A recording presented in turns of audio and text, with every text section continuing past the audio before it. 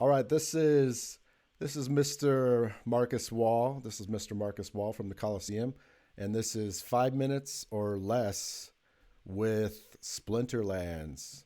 With Splinterlands, and let me bounce screens over here. All right, guys.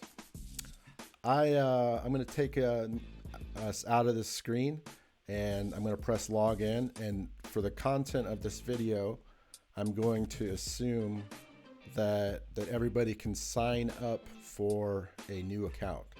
So I'm giving you credit for being able to sign up to a new account, and then I just want to take a peek inside with you about Splinterlands.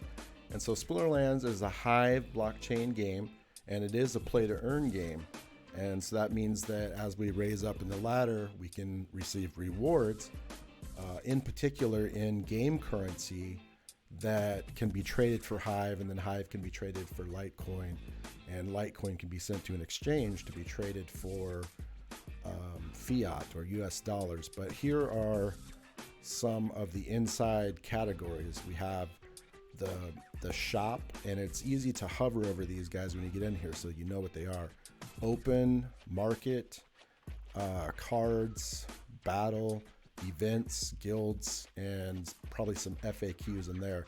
But the thing that I want to pop you into, this is a 5 minutes or less thing, but this is where your collection would be. Okay. And if you're just starting out, they give you some starter cards to work with. This is where you open packs, but in particular, let's go to this battle screen. And Splinterlands is really fun. You can have a lot of fun with it. I've played a ton of battles, and when you're going to battle, you would just click on this battle button. But here is this tells you what league you are in as you rise up the ladder. This is your daily quest, and you can click on these squares to find out more. Well, you can even get a new quest if you feel like you can't get through the quest that you're on. But keep in mind, you can only do that once. But the main thing I want to show here is the Splinterlands inside when you're first setting up a team. So you'll see that this is a standard rule set. This is where your rule set stuff is. This is a 16 mana cap. So that means that the little numbers in the top left of the cards, that when they add up, they cannot exceed 16. So the mana cap is 16. These are all the splinters that can be used in the battle. You can think of them as colors. That might be helpful. Fire, water, earth, life, death, dragon. Dragon is kind of interesting because when you choose that, then you get to choose which color is going to come along with your dragon color. But here's the countdown timer, and you have to make your decision by then. But I think the big thing about Splinterlands is understanding that you have to choose a summoner first before you pick the rest of your lineup. This is the summoner choice, and he's going to go on the top left. So I'm going to pick a water summoner. And that means that I've got 12 mana left. And the thing I was kind of trying to point out a little bit earlier, this is take two, but the normal suggested format is a melee creature, then a magic creature, then a ranged creature. Now, in true battles, you would want to fill up your mana, most likely to 16, but I'm just giving you an example. And there you can see 3, 5, that's 8, 9, 10, 11, 12. So I could put 4 more in.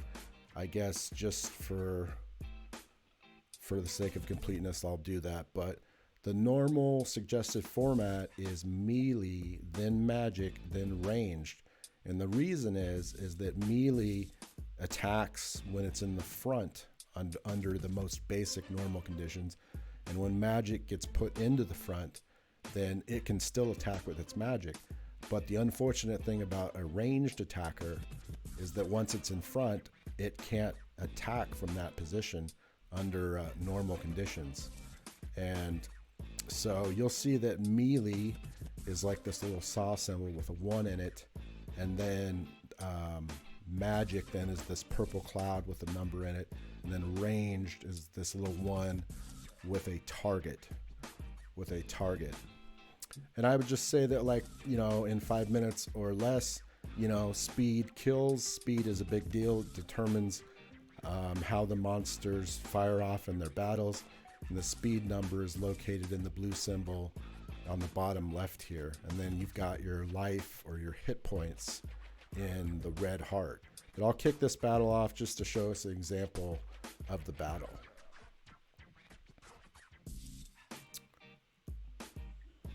All right.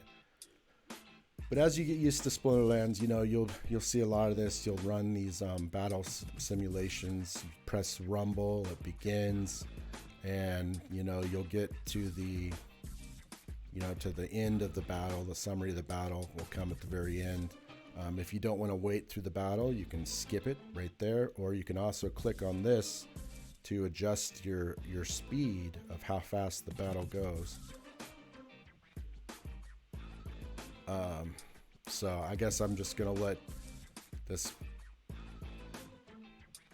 well, why don't we close that off to save time, because this is supposed to be Splinterlands in 5 minutes or less.